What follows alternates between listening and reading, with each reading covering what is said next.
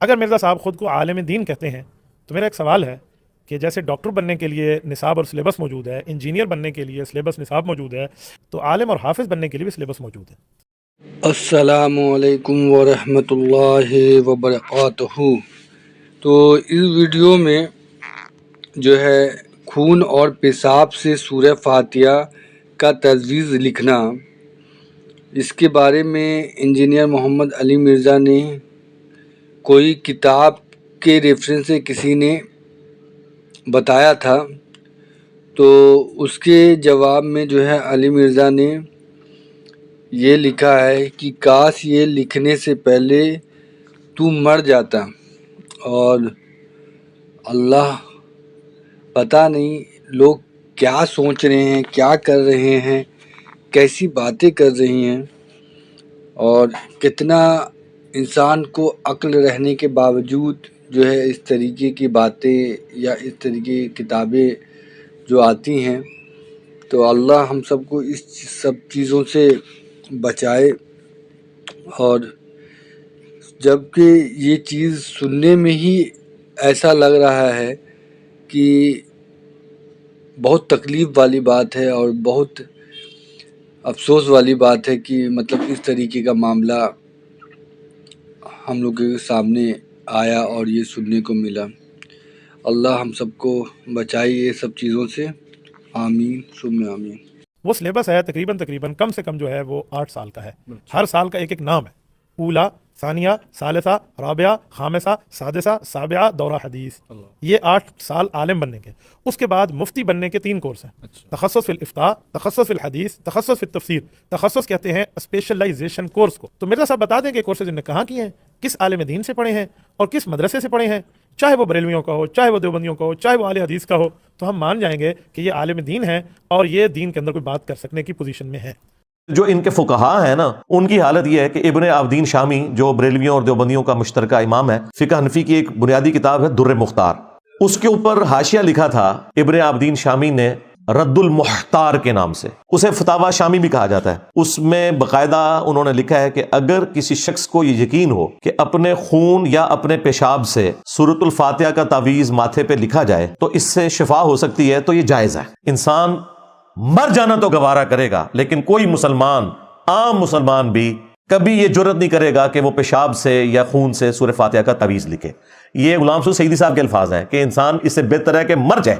اس کا مطلب ہے وہ اپنے بزرگوں کو کہہ رہے تھے کہ اس کو بہتر سی مار ہی جاندے ہو تسی ہوئے، اور میں اس میں ایڈ کروں گا کہ کتے کی موت مر جائے، اس سے بہتر ہے کہ یہ کام کریں۔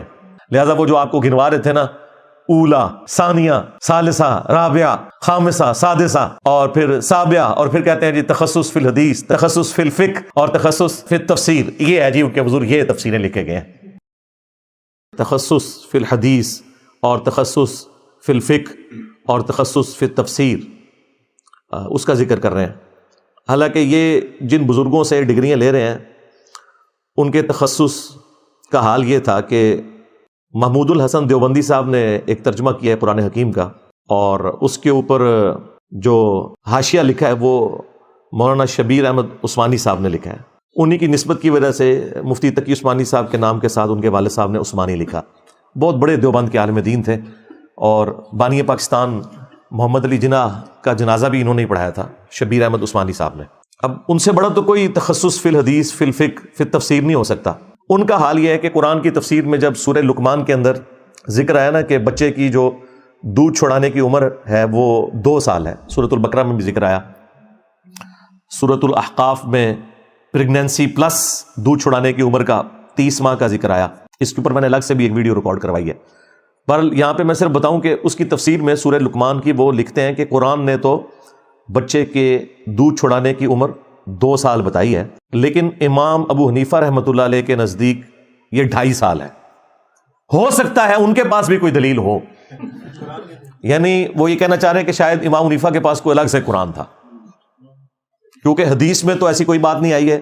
حدیث میں بھی بخاری مسلم میں آیا کہ جو رضاعت کا رشتہ ہے وہ بھوک کی عمر تک ہے، اور وہ 2 سال ہے جو قرآن میں بیان ہوا۔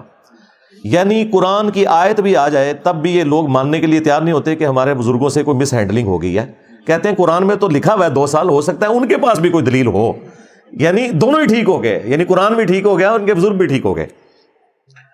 اس کی بجائے وہ کہہ دیتے کہ جی ان کو غلطی لگی یا ان کی طرف کوئی غلط فتویٰ منسوب ہو گیا، یہ بھی کہہ سکتے تھے، ان کو بھی بچا سکتے تھے۔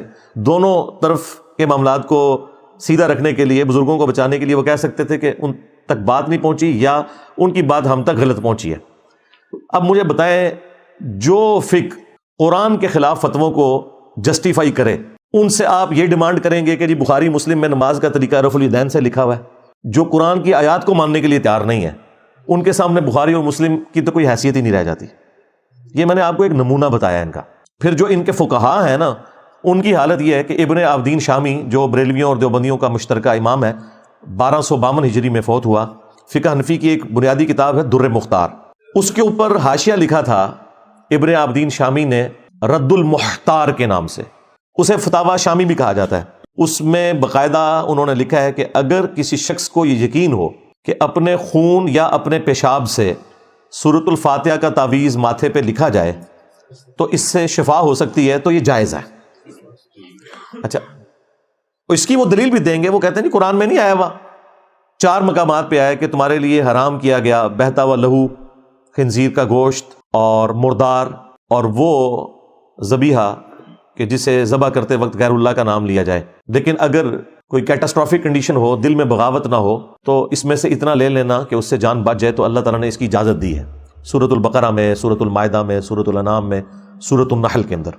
بلکہ سورۃ النحل میں تو اس سے بھی اگلا ورژن آیا کہ اگر کسی شخص کے لیے زندگی موت کی کشمکش بن جائے اور اس سے کلمات کفر بھی بولنے پڑ جائیں، دل ایمان پر ٹھکا ہو، تو اللہ تعالیٰ کلمات کفر کے اوپر بھی گرفت نہیں کرے گا۔ بالکل یہ ہے۔ اچھا، اس کی وہ دلیل لیں گے اور وہ کہیں گے دیکھیں زندگی موت کی کشمکش ہے، تو جان بچانے کے لیے اگر اپنے پیشاب یا خون سے سورہ فاتحہ کا تعویذ لکھنا پڑتا ہے تو اس میں کیا حرج ہے؟ اندازہ کریں، یہ کوئی طریقہ علاج ہے؟ یہ ایک شیطانی طریقہ ہے۔ اسلام میں کہاں ہے کہ آپ کوئی شیطانی راستہ اختیار کریں گے؟ طریقہ علاج کے طور پر کوئی کھانے والی چیز، کوئی اس طرح کی چیز، خون کسی نے کھانا ہے، اپنا پیشاب پینا ہے، پی لے، کوئی مسئلہ نہیں ہے۔ اللہ تعالیٰ کے قرآن کو کیوں وہ اس طریقے سے تعویذ کی شکل میں لکھنا چاہتا ہے؟ یہ تو نہ کوئی روحانی علاج بن سکتا ہے اور نہ ہی یہ کوئی آپ کا میڈیکل علاج ہو سکتا ہے۔ تو اس طرح کی جسٹیفیکیشنز دیں گے، یا کہیں گے یہ بس ان کا فتویٰ ہے لیکن مفتہ بھی قول نہیں ہے۔ مفتہ بھی تو ہے نا، وہ فتویٰ تو دے رہے ہیں نا، ان کے اوپر گرفت کرو۔ گرفت کرنے کی ان کی جرت نہیں ہے۔ ایک مرد مجاہد پیدا ہوا بریلویوں میں، ہمارے استاد غلام سعود سعیدی صاحب رحمہ اللہ تعالی، اللہ تعالیٰ ان کی غلطیوں سے درگزر فرمائے، انہیں نیک کاموں کا اجر دے۔ انہوں نے جب شرح صحیح مسلم لکھی 6 جلدوں کے اوپر، تو انہوں نے اس مسئلے کو اس میں ایڈریس کیا۔ اب وہ ایڈریس انہوں نے اس انداز میں کیا کہ کسی طریقے سے اپنے بزرگوں کو بھی بچا لیں اور اپنے ایمان کا اظہار بھی کر دیں تاکہ اللہ تعالیٰ کے حضور پکڑ نہ ہو جائے۔ انہوں نے پتہ کیا لکھا؟ انہوں نے کہا کہ اس میں کوئی شک نہیں ہے کہ ہمارے بزرگوں میں قرآن اور سنت کی عظمت ہم سے بہت زیادہ تھی۔ یعنی پہلے انہوں نے باقیوں کو نارملائز کرنے کی کوشش کی کہ اب میں جو بزرگوں کے اوپر علمی گولی چلانے لگا ہوں تو کوئی یہ نہ کہ میں بزرگوں کا گستاخ ہوں۔ انہوں نے کہا کہ ان کے دل میں قرآن اور سنت کی عظمت ہم سے زیادہ تھی، لیکن بال کی کھال اتارنے کی عادت نے، یعنی چھوٹی چھوٹی باتوں کے اوپر، جسے یہ فقہ کا نام دیتے ہیں، اور فقہ تو اسلام کی بنیاد ہے، ٹرو انڈرسٹینڈنگ۔ بخاری مسلم میں حدیث ہے، اللہ تعالیٰ جس کے ساتھ بھلائی کا ارادہ فرماتا ہے اسے دین کی فقہ عطا فرما دیتا ہے، اور دیتا اللہ ہے، تقسیم میں کرتا ہوں، یعنی علم دین اللہ تعالیٰ دیتا ہے، میں تو صرف تقسیم کرنے والا ہوں۔ تو انہوں نے کہا کہ بال کی کھال اتارنے کی عادت نے ہمارے بزرگوں کو اس حد تک پہنچایا کہ انہوں نے اس قسم کے فتوے لکھ دیے۔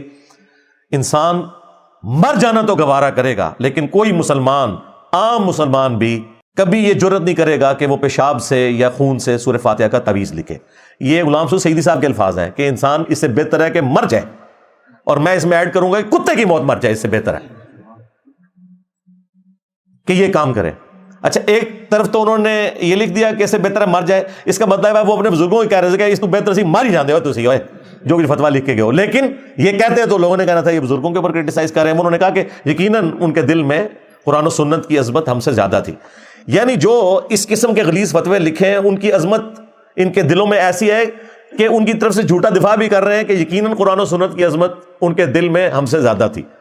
اللہ معافی دے جی، اگر یہ کرائٹیریا ہے کہ آپ سے زیادہ تھی تو آپ تو پھر ان سے بھی زیادہ گئے گزرے ہوئے ہوں گے۔ لیکن بہرحال انہوں نے ایک سٹیپ طے کیا، میں اس چیز کو اپریشیٹ کروں گا۔ اگر وہ یہ نہ لکھتے تو ہم آپ کو کیسے بتا سکتے؟ یہ بھی ہوتا کہ ہم آپ کے سامنے عربی یا اردو ترجمہ بھی رکھ دیتے فتاوی شامی کا، پھر بھی آپ کہتے ہیں نہیں ان کا کہنے کا مطلب یہ نہیں تو وہ نہیں، تو اب تو میں غلام سعود سعیدی صاحب کا وہ پورا حوالہ لگا سکتا ہوں، انہوں نے باقاعدہ عربی عبارت بھی لکھی ہے، اردو ترجمہ بھی کیا ہے، اس کے اوپر نکیر بھی کی ہے، تو یہ ہمارے پاس یہ آ گیا. لہٰذا وہ جو آپ کو گنوا رہے تھے نا، اولا، ثانیہ، ثالثہ، رابعہ، خامسہ، سادسہ، اور پھر سابعہ، اور پھر کہتے ہیں جی تخصص فی الحدیث، تخصص فی الفقہ، اور تخصص فی التفسیر، یہ ہے جی ان کے حضور یہ تفسیریں لکھے گئے ہیں. خیر یہ تو میرا ایک فیوریٹ ٹاپک ہے، اس میں بولتا جاؤں تو میاں بھی آ جائے گا.